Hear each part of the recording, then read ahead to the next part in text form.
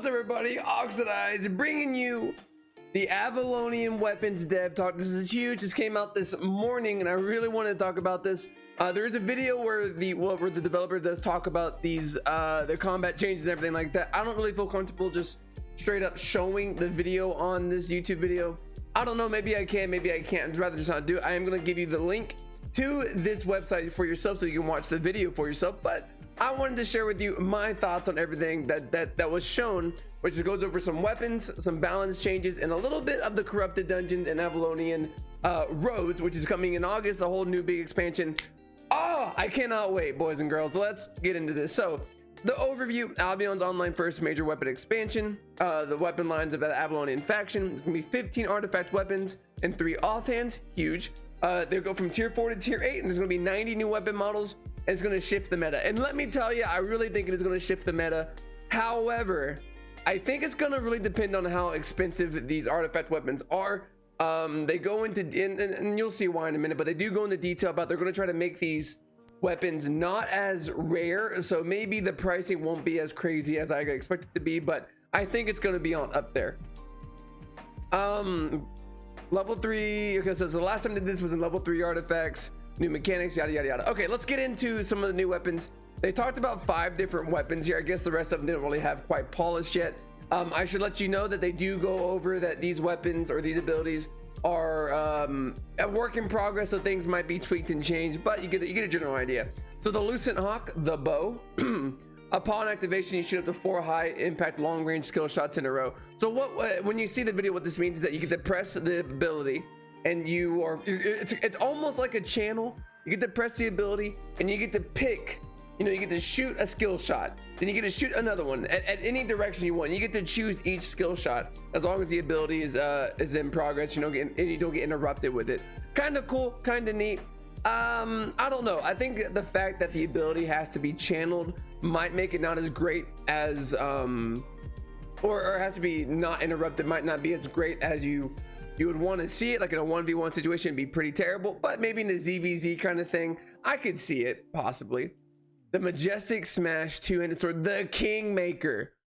What a high testosterone name for an Avalonian sword. Are you kidding me? The Kingmaker. This one was really, really cool. The ability lets you swing your blade and knock all enemies around you into the air, then follow with a heavy vertical attack which does massive damage along the line. So when I'm looking at this 1v1, I would have to see this in a 1v1 because you do get the interrupt with the knock up air and then a heavy vertical attack. So, and I would want to see, 1, how long the knock up is, and 2, how much damage you do. And then I could maybe see it in a 1v1, but in like a Hellgate, like a 2v2 5v5 situation, this thing seems way better than that because you're interrupting an entire team or a good portion of the team if you get in the right spot, and then hitting heavy with a big vertical strike. I mean, like, I can see the 22-inch pythons pogging off on this weapon, but we're going to cross that bridge when we get there.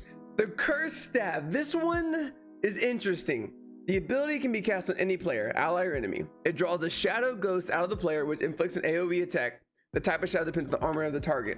So what I'm seeing here is a huge, like you can really play around this. So if there's a cloth armor, summons a mage shadow, which creates a lightning area that deals damage. Leather armor creates a lifesteal aura, so much like the Hellion jacket. And a plate armor, it summons a tank enemy. It slows the enemy in the area and then shreds armor after a short delay. So if they can't leave the area, they do get the armor shred. So here's what I'm picturing, especially on the plate armor one. You come in and either you're wearing the plate armor, or probably better yet, your teammates wearing plate armor and they're also wearing some kind of heavy DPS weapon. And you use the plate armor, the enemies are around your partner, they get the slow, they get the armor shred, and then your partner comes in with the heavy DPS weapon. I don't know if it's going to work that way, but in my head, that's the first thing I thought of. The leather armor and cloth armor are also kind of interesting. I don't know, I feel like there's a lot of things to play here. Maybe someone a lot smarter than me can figure it out, but it sounds really, really cool. The spear, so they talked about the spear. The Line Breaker could be a better name in my opinion. It's a one-handed lance, so you can have some kind of offhand with it. After a short cast time, you charge at your enemies, during which you are unstoppable and immune to any kind of CC. When you hit an enemy, you purge all their buffs and deal a large amount of damage. Interesting. Okay, interesting. 1v1 potential, I don't know, man. The only reason I'm kind of like hesitant is you don't get an interrupt of any kind, but you are unstoppable and immune to any kind of CC. That's huge. And you purge buffs, which would be really good against things like nature stabs or even things like hunter hoods, anything like that. It sounds really good, and it gives you a lot of mobility, and it does a large amount of damage. I could see a potential in a 1v1 situation, 2v2, so on and so forth. But again, we need to see the numbers to see what kind of damage this is really going to do. Nature staff. So I mean, I kind of felt like if you're a nature staff user, you got a pretty big hard on when I saw this. So soul link, 2 allies. So pretty much the ability to temporarily links 2 targets together, either ally and ally, enemy and enemy, enemy and ally. Kind of depends on the situation. 2 allies, damage taken is now evenly shared between 2 targets, and their healing is received is also shared and amplified.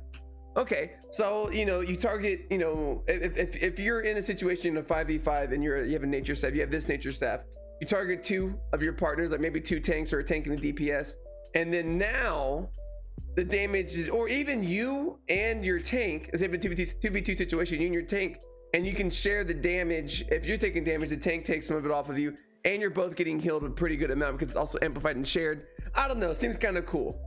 Allied enemies, some of the enemies healing received is stolen and transferred to the ally. That seems really cool. So honestly, I'm seeing this in a 2v2 comp. You're going against like a life touch DPS situation. You target down the DPS and your partner or yourself, and every time they're getting healed, you're also getting healed, or your teammates getting healed. That seems kind of cool to me. I don't know how that's going to work in a 2v2 situation. It might be too slow, might not really move the needle a ton.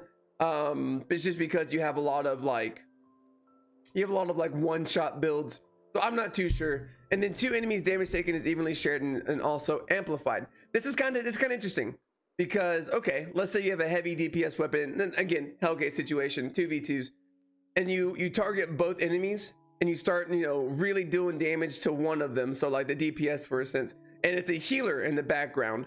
That healer has to keep up with both things now, and that's going to make it really difficult. Again, I think until we start seeing some numbers and stuff, we're not really going to know how this is going to work. In the video, it just kind of shows off the abilities, not really anything else about it. That's kind of cool. They're still in production, yada yada. Crafting. I don't really care about crafting, but I should let you know that they are making Avalonian shards a lot more frequently, which these can be found in these can be found in the Avalonian dungeons and in the new and in the new roads of Avalonian too, which I'm going to be excited to explore. They showed a little bit of more details about it, and it's like it's the road you get to go in. There's chests and enemies and gathering. I was like, I don't know what's going on here. I'm getting really pogged up about it. Super excited. The Destiny board changes kind of blew my mind. So what they're doing, oh, here we go.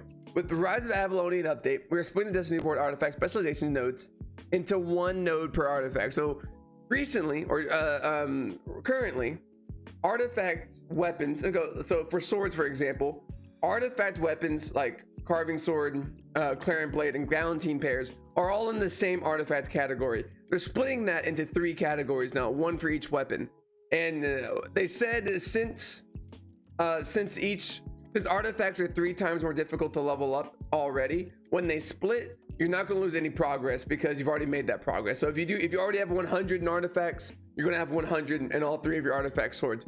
That's how they phrased it anyway. So I really hope that's what that means. And they're also adding a new Avalonian node for each weapon. I'm going to be curious to see how the balance or how the Destiny board is going to look after they bring this update in, because I can't picture it right now. So it's going to be interesting. And then they talked about balancing. They don't really go into details here, but they talk about solo healers. A lot of 1v1 meta changes. Solo healers getting a nerf because they shouldn't have so much sustain right now, which people in the Twitch chat have been telling me about this. We've been talking about it.